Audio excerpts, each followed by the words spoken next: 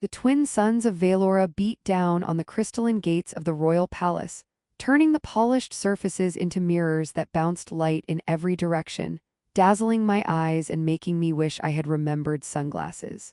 I shifted my weight from one foot to the other, trying to ignore the fact that the guards towering over me were laughing so hard their armor plates rattled like a shaken instrument.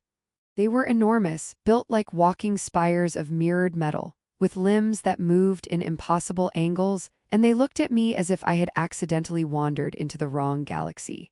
One of them, taller than a human apartment building and with eyes like liquid mercury, leaned forward, tilting his head in that mocking way that only creatures who have mastered ridicule could. "Look at him," he hissed, though it came out more like a chime than a voice, the fragile human, daring to step where only the worthy may tread. I tried to straighten up and look confident, but my boots slipped on the smooth plaza, and I ended up doing a sort of half-bow, half-fall that probably looked worse than anything the aliens could have imagined. The guards erupted, a chorus of high-pitched cackles and metallic clangs that bounced off the gates in a way that made my ears ring. Another guard joined in, spinning around with exaggerated grace and then tripping over a hovering drone that had been lazily floating nearby. The drone buzzed indignantly as it corrected its altitude, making a sound like an offended mosquito, and the guards doubled over with laughter. I couldn't help but snort a little myself, the absurdity of it breaking some of the tension knotting in my chest. "Very funny," I muttered under my breath, but the words were drowned out by a metallic guffaw that could have powered a small starship. I had been briefed that alien court etiquette was complicated, and I had tried to memorize a few gestures in the shuttle on the way to the palace. Apparently, waving like a human at a mirror and giving a polite nod at the correct angle did not translate well across species lines. One guard, trying to demonstrate my incompetence, mimicked my awkward human stance, then pretended to faint from the exertion, landing in a heap with his metallic limbs bent at cruelly impossible angles. The sight was so ridiculous that I had to stifle a laugh, even as I imagined my commander's face if he could see me now, humiliated before the royal court of an alien civilization. Just as I was about to resign myself to endless mockery, the plaza went still. The laughter froze mid-echo, the hovering drones paused their mechanical hums, and a new presence drew every eye upward. The balcony above the gates was framed with crystalline arches that caught the sun, scattering tiny rainbows across the courtyard, and there she appeared, the alien queen. She looked like a human woman at first glance, tall and elegant, with hair cascading like liquid silver over her shoulders. But her ears were long, tapering to points that gave her an ethereal elegance and reminded everyone that she was something beyond human. Her eyes glowed with a violet light flecked with star-like sparks, and the moment they found me, it felt like the sun had shifted its weight. The guards straightened instantly, their laughter dying in their throats, leaving a tense, vibrating silence. I could feel my own heartbeat as the queen's gaze swept over me, assessing, calculating, and perhaps remembering. A breeze carried faint metallic scents from her hovering entourage, mingling with the scent of ozone that the palace generators leaked. I stood rigid, trying not to appear too much like a human who might faint at any second, but I had to admit, her presence was the kind of thing that made one forget embarrassment and wonder if gravity itself had changed. The guards' attempts at mockery were irrelevant now. The scales of the courtyard had tipped in favor of her judgment alone. One of the guards, undeterred by the sudden silence, attempted a joke in a low voice, muttering about how even humans could trip on flat surfaces if they tried hard enough. He tripped over a hovering ceremonial cart before he could finish, scattering small glass orbs that spun in the sunlight and emitted soft, melodic pings. The queen's lips curved into a faint smile, the kind that suggested she found amusement in the mundane chaos that humans often caused.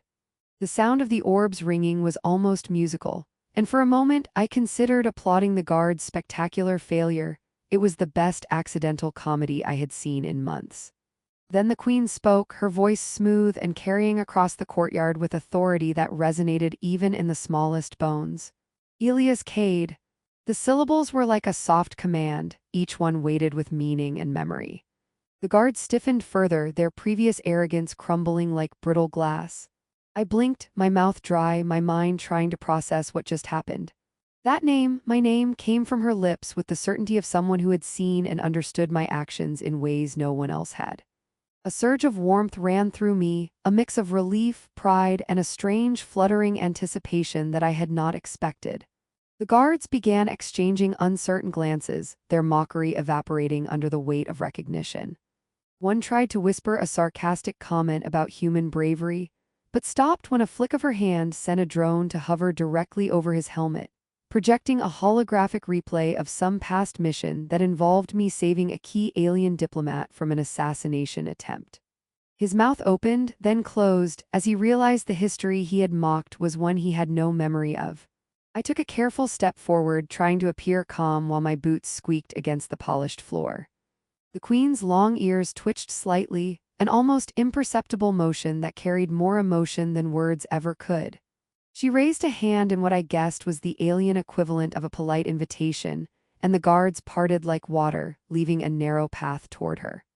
One guard muttered something under his breath about unbelievable luck and tripped over the edge of the reflective surface.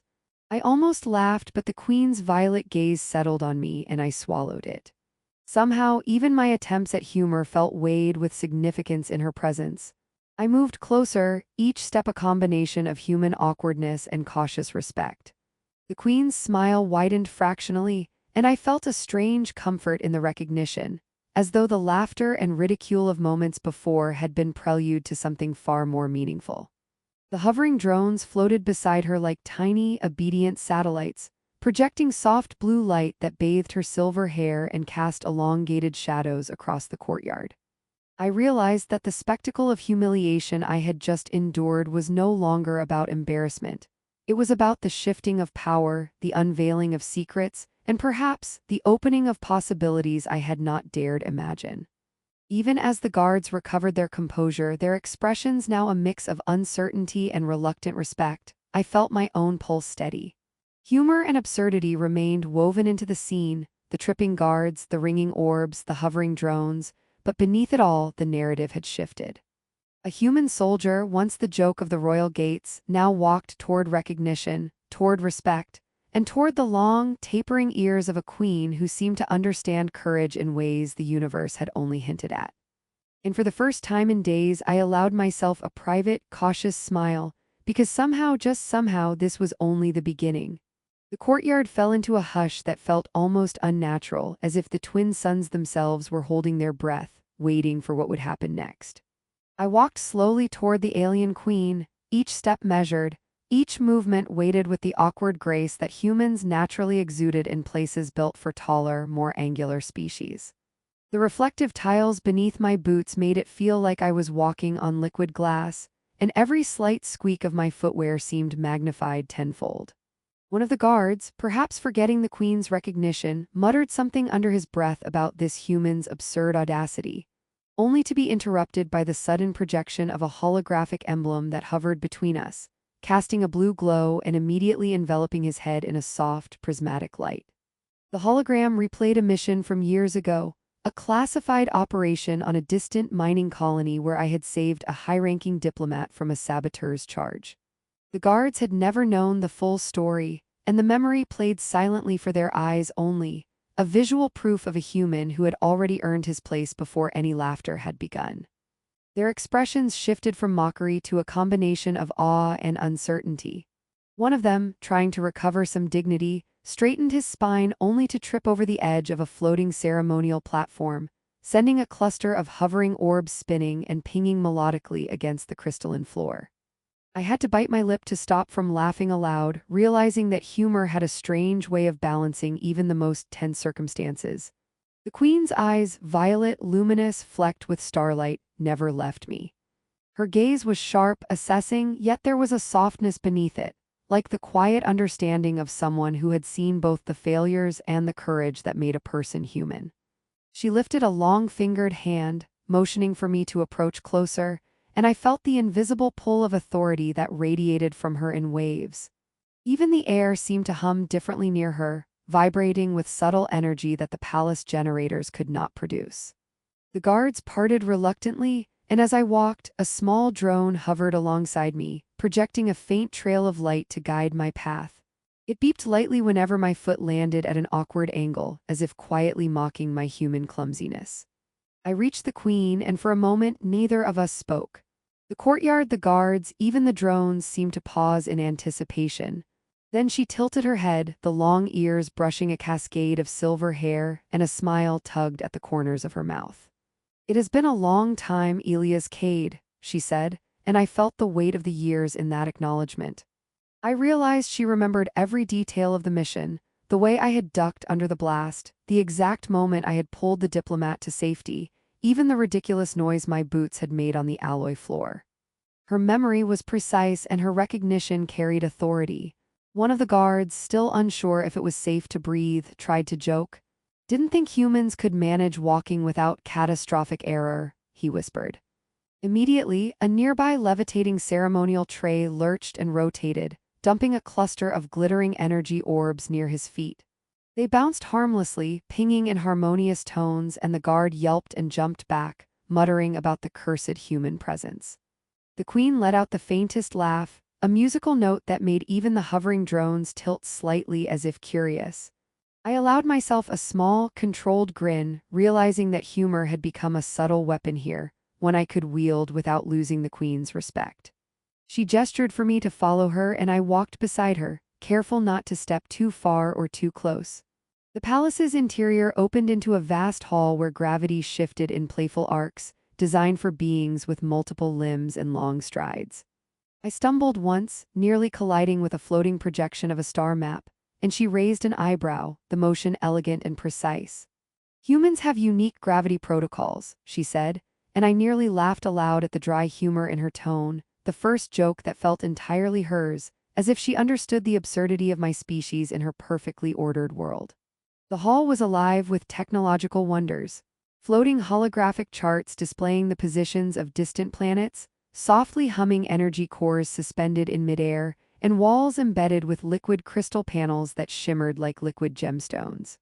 I marveled at the complexity, my human mind struggling to process the sheer scale and sophistication.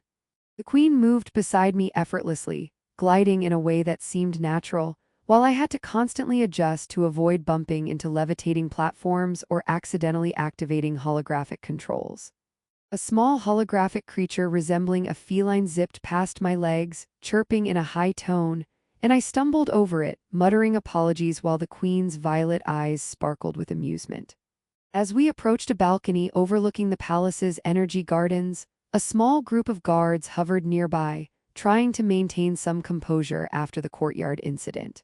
One of them, clearly attempting to restore pride, attempted to demonstrate proper alignment with a ceremonial energy conduit, only to misfire a low-powered beam that singed his own armor.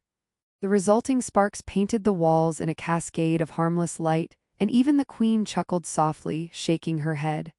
I realized then that humor was not only a relief, it was a method of human survival, a way to navigate alien worlds without succumbing entirely to tension or fear. She stopped at the balcony's edge and gestured for me to stand beside her.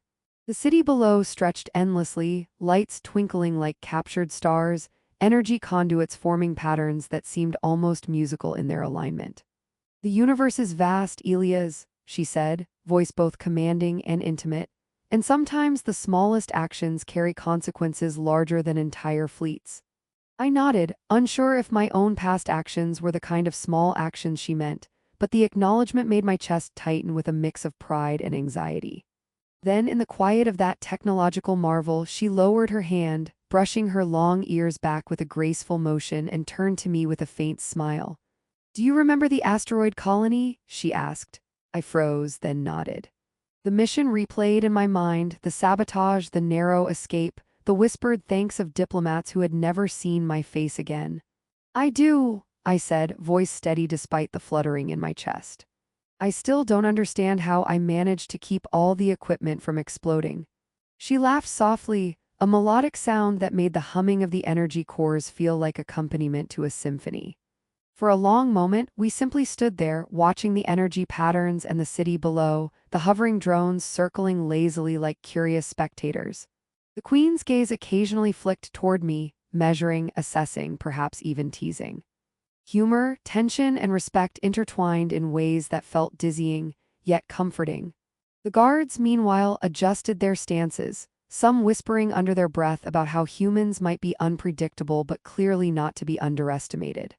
The courtyard's earlier mockery felt like a distant memory, replaced by this intricate dance of acknowledgement, subtle humor, and shared history. I realized that this was more than recognition. It was an unspoken bond, one that transcended language and species. Even in a world of hovering drones, energy gardens, and gravity-defying halls, the simplest human truth remained. Courage, humor, and loyalty carried weight, and sometimes a glance from someone who remembered could shift the entire balance of power.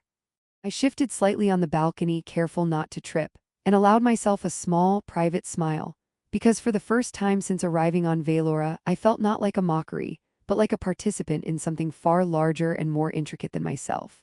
The palace was alive with quiet murmurs as I followed the queen down the long corridors lined with floating crystalline panels, their soft light shifting with each step. The guards, who had once mocked me without mercy, now gave space, muttering apologies under their breaths when their boots clicked too loudly or a misplaced gesture reminded them of my unexpected presence. Humor had become a subtle weapon, an undercurrent in every movement. One guard, attempting to demonstrate human etiquette, leaned too far into a bow and toppled backward into a cushion of levitating energy spheres, letting out a yelp that made even the drones pause mid-hover, while the queen's soft laughter rippled through the hall. I had to laugh along, feeling that strange mixture of pride and relief that came from surviving ridicule and earning recognition. The queen led me into a vast chamber where holographic star maps floated in midair, tracing the movements of thousands of planets, moons, and asteroid colonies.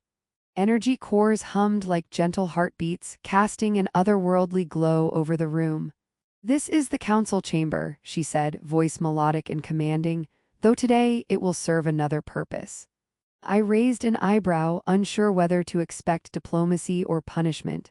She gestured for me to step closer to a central pedestal, and hovering above it was a small sphere projecting a live feed of the palace courtyard. The guards were gathered there, still wary, some fidgeting nervously as if uncertain how to behave in the presence of someone whose name they had once mocked. "Today," the queen continued, "we acknowledge courage where it was previously unrecognized." Her ears twitched slightly, brushing back strands of silver hair, and she looked directly at me. Elias Cade stepped forward. I did, boots squeaking against the smooth floor, and the guards watched in collective silence. The holographic sphere shifted to show the details of past missions: the asteroid colony, the sabotaged freighter, the rescue of diplomats, an undeniable record of human bravery that they had never anticipated. One of the guards whispered something sarcastic about humans and luck, only to immediately have a levitating tray wobble near him, spilling harmless glowing orbs that bounced off the floor in a musical chime. I stifled a laugh, and even the queen's eyes twinkled faintly at the absurdity. A council member, an angular being with translucent skin and 6 limbs, stepped forward, clearing their throat. "We had underestimated humans," they admitted, "assuming clumsiness and poor coordination. We were wrong." A ripple of murmurs passed through the guards, some looking at me with a mix of embarrassment and respect. The queen's smile deepened. "The truth is rarely found in appearances," she said. "And courage is not measured by height, limb count, or uniform. It is measured by the willingness to act when all odds are against you." The chamber fell into a soft hum, the energy cores pulsing as though in agreement. I realized in that moment that my perception of fear and ridicule had shifted entirely. Where I had once felt small, exposed, and awkward, I now understood the subtle balance of humility and courage, humor and dignity. The queen's acknowledgement had not only restored my standing but had illuminated a path forward, one where actions mattered more than appearances, and loyalty was a force stronger than mockery. She guided me to a balcony overlooking the energy gardens, where crystalline plants absorbed and refracted light from the twin suns. Hovering drones flitted among the flora, their tiny lights casting playful patterns on the polished floors. One drone, apparently curious, zipped too close to my boots, causing me to stumble and nearly topple into a fountain of floating liquid energy. I caught myself, muttering an apology to the queen, who only laughed softly, the sound like wind chimes caught in a gentle breeze. The humor grounded me, reminding me that even in alien worlds of advanced technology and towering authority, the simplest human reactions, awkwardness, surprise, laughter, were still part of the equation. We stood side by side, observing the patterns of energy and light, and I felt a quiet tension, a recognition of connection that had grown through shared history and unspoken understanding. The queen tilted her head, long ears brushing back elegantly, and said, "Your presence here has changed more than the opinions of a few guards. It has reminded me, and perhaps all of us, that courage and loyalty are universal." I nodded, realizing that I had changed too, no longer a soldier uncertain of his place among beings whose customs confounded me, but someone who had learned to navigate the intersection of humor, humility, and honor in a universe far larger than Earth. A sudden chime sounded from the hovering sphere, signaling the approach of the palace council. The queen turned to address them, and the guards moved to form an orderly line, their previous arrogance replaced by tentative respect. One of them, still flustered, attempted to straighten a collar plate only to step on a hovering orb, sending it pinging across the floor. The queen chuckled again, and I realized that humor, absurdity, and mistakes were not weaknesses. They were reminders of life's unpredictability, even amid the most sophisticated technology. The council members presented me with a ceremonial medal, not of gold or silver, but a small orb of condensed energy that pulsed warmly in my hand. "This symbolizes recognition," the queen explained, "not for the sake of reward, but to remind everyone that courage can come from unexpected places." I accepted it, feeling the pulse of energy resonate with my own heartbeat, a tangible connection between human determination and alien acknowledgement.